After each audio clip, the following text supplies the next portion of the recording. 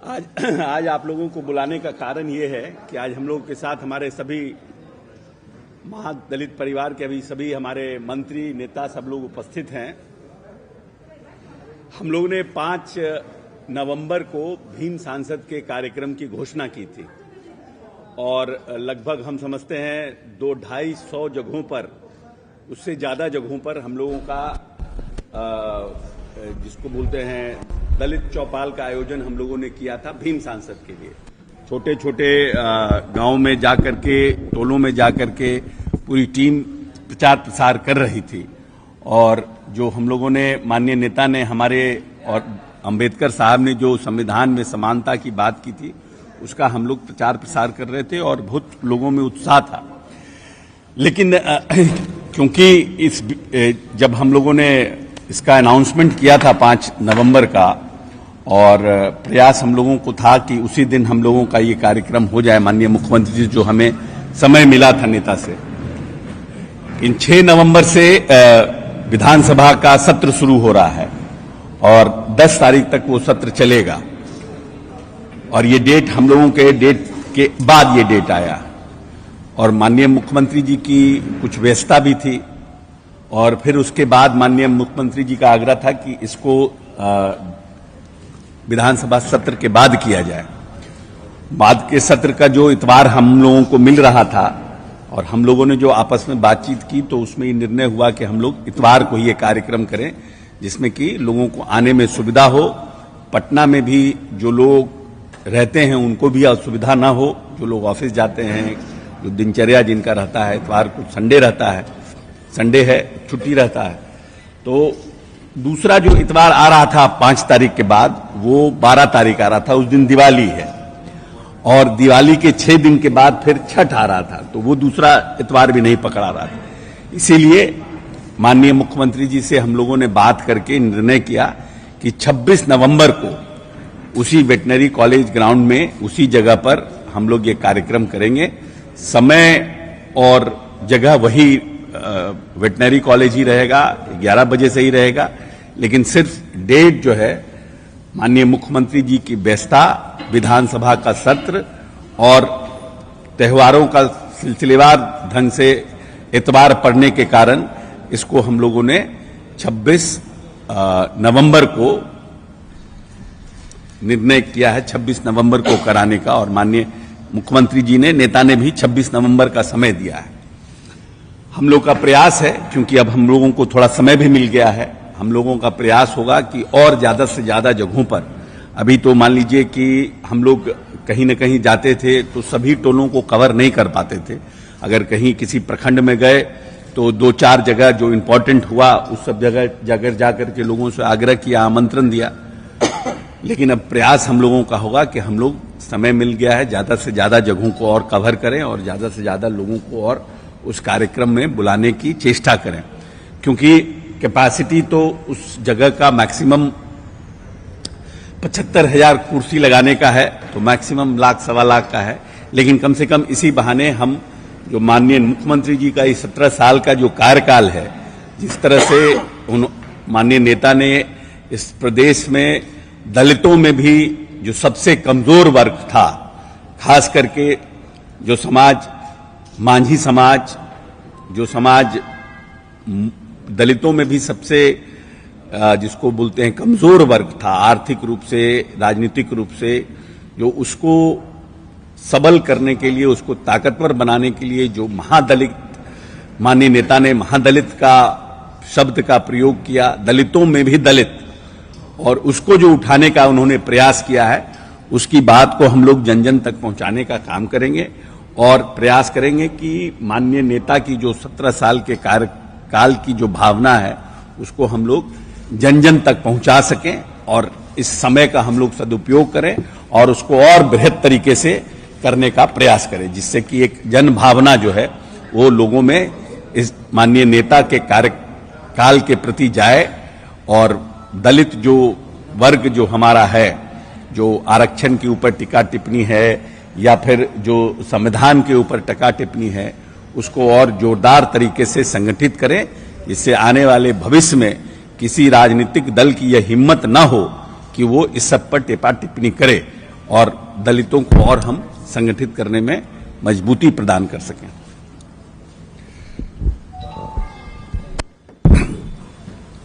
आप सभी को हमारा नमस्कार। जैसा कि माननीय मंत्री जी ने कहा कि माननीय मुख्यमंत्री नीतीश कुमार जी के कहने पर हम लोगों ने 26 नवंबर को उसी जगह वेटनरी कॉलेज ग्राउंड जो हवाई अड्डा से लगा हुआ है, वहां पर हम लोग 11 बजे इस कार्यक्रम को भीम संसद को करेंगे। और उसका उद्देश्य जैसा कि पूर्व में हम लोगों ने आपको बताया और सभी जगह हम लोग घूम के बता भी रहे हैं कि देश बचाओ, संविधान बचाओ, आरक्षण बचाओ। तो अभी जो माननीय मुख्यमंत्री ने समाज के वंचित वर्गों के लिए जो सुविधाएं दी हैं और जिस तरह से ऊपर उन्हें उठाया है, उसके बारे में हम लोगों ने सभी जगह संदेश पहुंचाया है, सभी लोग जान रहे हैं। और हमें उम्मीद है कि काफ़ी लोग इस कार्यक्रम में शिरकत करेंगे और खास करके हर वर्ग में, ये पार्टी का कार्यक्रम है और हर वर्ग में उत्साह है, पार्टी में भी उत्साह है और सभी लोग काम कर रहे हैं और जन जन तक पहुंच रहे हैं। त्योहारों की वजह से और उसके पूर्व जो हमारा असेंबली का सेशन है उसकी वजह से हम तुरंत नहीं कर पा रहे हैं, तो 26 तारीख को निश्चित रूप से होगा। और एक संदेश भी हम देना चाहते हैं कि जो वर्तमान स्थिति है देश की, जिसमें जो केंद्र सरकार है, भाजपा की सरकार है, और किस तरीके से संविधान के विरुद्ध कार्रवाई कर रही है, किस तरह से संवैधानिक संस्थाओं का दुरुपयोग हो रहा है, किस तरह से लोकतंत्र खतरे में है। और एक संदेश हम निश्चित रूप से देना चाहते हैं सभी वर्गों में कि हमारा महागठबंधन बहुत मजबूत है, माननीय नीतीश कुमार जी का नेतृत्व है बहुत अत्यंत ही सफल है, सबल है और प्रभावकारी है। और हम निश्चित रूप से इस आयोजन को 26 नवंबर को हम लोग पूर्णतः सफल तरह से आयोजित करेंगे। शुक्रिया।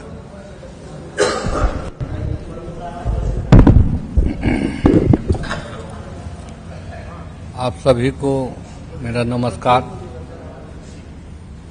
हम लोग का जो निर्धारित समय था उसमें अपरिहार्य कारण और विधानसभा चलने के चलते 5 तारीख के कार्यक्रम को स्थगित किया गया है और 26 नवंबर को ये कार्यक्रम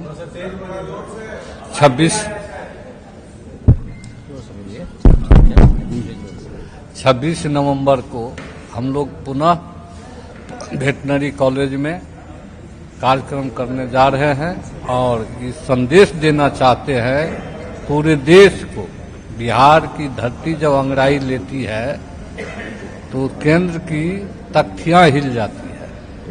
तो पूरे बिहार के महादलित, दलित, अति पिछड़ा, अल्पसंख्यक, पिछड़ा समाज के लोग अंगड़ाई ले रहे हैं और केंद्र की सत्ता से उखाड़ फेंकने का संकल्प 26 नवंबर को लेने जा रहे हैं।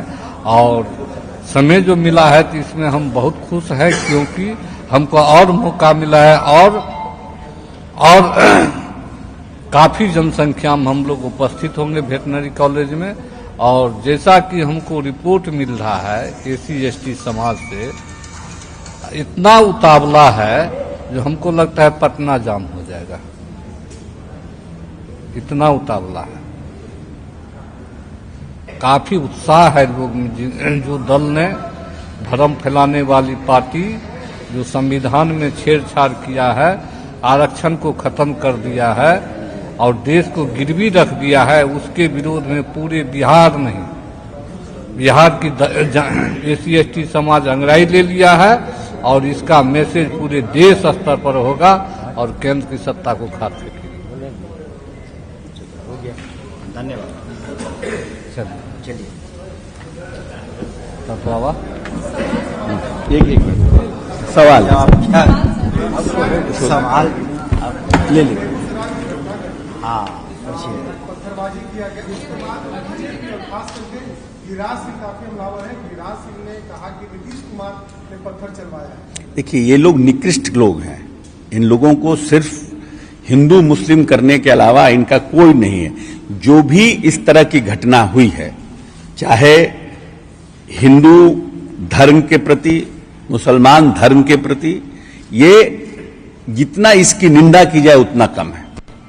जो लोग इस देश में धर्म के नाम पर बवाल पैदा करने की कोशिश करते हैं और उसका राजनीतिक लाभ किसको होता है?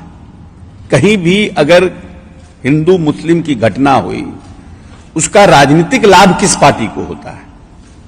जो लोग ये कहते हैं कि फलना पार्टी ने और फलना नेता ने ऐसा करवाया है, उनकी भावना क्यों होगी? क्योंकि हम तो जीवन भर प्यार बांटने में और जोड़ने की बात करने में लगे हुए हैं, तो हमें इस तरह का काम करने से क्या फायदा है? फायदा तो वो इस तरह के काम करवाने का प्रयास करते हैं जिनको राजनीतिक इससे फायदा होता है। इसीलिए गिरिराज सिंह जैसे लोग इस देश में जोड़ने की बात नहीं करते हैं।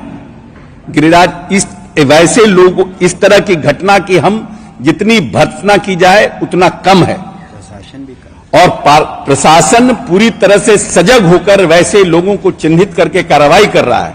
लेकिन गिरिराज सिंह का यह बयान कि नीतीश कुमार जैसे लोग इस तरह की घटना को अंजाम दे रहे हैं, हम समझते हैं कि राजनीतिक का अभी भी इनको पॉलिटिक्स का पी का पता नहीं है।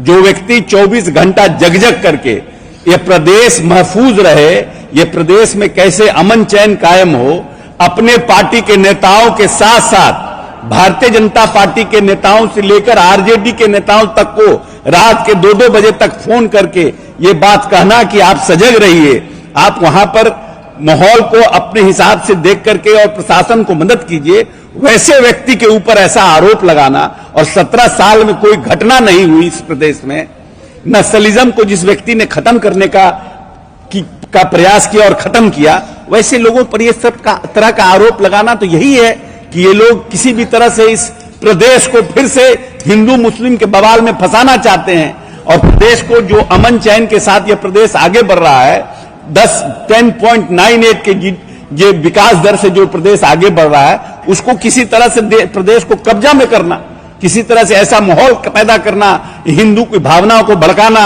फिर से कहीं दंगा पैदा करा देना भावना भड़का करके, उसी में ये लोग लगे हुए हैं जिससे कि इनको फायदा मिल जाए राजनीतिक। लेकिन प्रदेश के लोगों को पता है कि यह प्रदेश में किस तरह के धर्म का उद्भव हुआ है।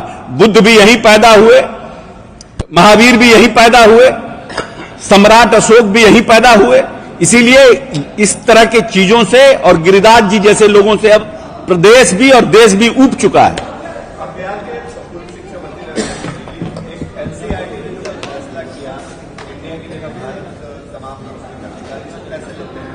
नहीं, अगर इंडिया के जगह पर भारत बोलना है तो देश के प्रधानमंत्री को हिम्मत दिखाना चाहिए और पार्लियामेंट में स्पेशल लाकर के बिल लाना चाहिए कि अब इंडिया नहीं भारत होगा। ये अपने बैकडोर से एनसीईआरटी और फलना से क्या करवाते हैं? एनसीईआरटी को क्या है? एनसीईआरटी को क्या राइट है कि इस देश का इंडिया हो, भारत हो? इंडिया इंग्लिश में बोलते हैं, भारत हिंदी में बोलते हैं, इसमें क्या बिदंगड़ा खड़ा करना है? क्योंकि एक गठबंधन बन गया, इसके लिए आप पूरे देश का नाम बदलना चाहते हैं? इस देश का यह जरूरत है ना कि ये जो रहर का दाल 55 रुपया से 185 रुपया हो गया, देश ये चाहता है कि कैसे 100 रुपया से नीचे आए। 50 रुपया 500 रुपया पर जो आप सिलेंडर लेके घूमते थे सर के ऊपर, और आज 1100 रुपया सिलेंडर हो गया। देश ये चाहता है कि फिर से कैसे 500 रुपया से 300 रुपया सिलेंडर हो जाए। उस पर कोई कुछ बोलता ही नहीं है। इंडिया, भारत, 22 जनवरी को राम मंदिर के दिन, जिस दिन आप राम मंदिर की रामलला के आप प्राण प्रतिष्ठा कर रहे हैं, उस दिन इस देश में जो SC ST का बैकलॉग है, जो अति पिछड़ों का बैकलॉग है, उस बैकलॉग की बहाली अनाउंस कीजिए, तब हम मानेंगे कि आप सच्चे राम भक्त हैं। आपने अनुसूचित जाति जनजाति का बैकलॉग क्लियर नहीं किया, अभी तक देश में बैकलॉग बना हुआ है। आप बेरोजगारी के लिए उसी दिन रोजगार का मेला भी लगाइए पूरे प्रदेश में कि हम बेरोजगारी के दिन, जिस दिन रामलला की मूर्ति का निर्माण हो रहा है, उस दिन हम रोजगार मेला भी लगाएंगे। उस दिन आप महंगाई के लिए कटौती करने के लिए उस दिन भी करिए, तब ये कॉम्पैक्ट आपका ये कॉम्बिनेशन होगा। एक तरफ धर्म, एक तरफ रोजगार, एक तरफ महंगाई, तब माना जाएगा कि भारतीय जनता पार्टी इस देश के लिए लड़ रही है। आप सिर्फ राम मंदिर का निर्माण करा करके, रामलला को बैठा करके, जो गरीब सुअर के साथ जिसका बच्चा सो रहा है, जो बकरी के साथ जिस दलित का बच्चा सो रहा है, उसको भगवान रामलला से क्या मतलब है? जिस सनातन धर्म में आपने उनको अछूत मान कर रखा, 70 साल की आजादी के बाद भी, आज तक 70 साल के आरक्षण के बाद भी उनको रोजगार नहीं मिला, और आप आउटसोर्स करके सब रोजगार को बांट दे रहे हैं, उसको क्या फर्क पड़ता है इससे?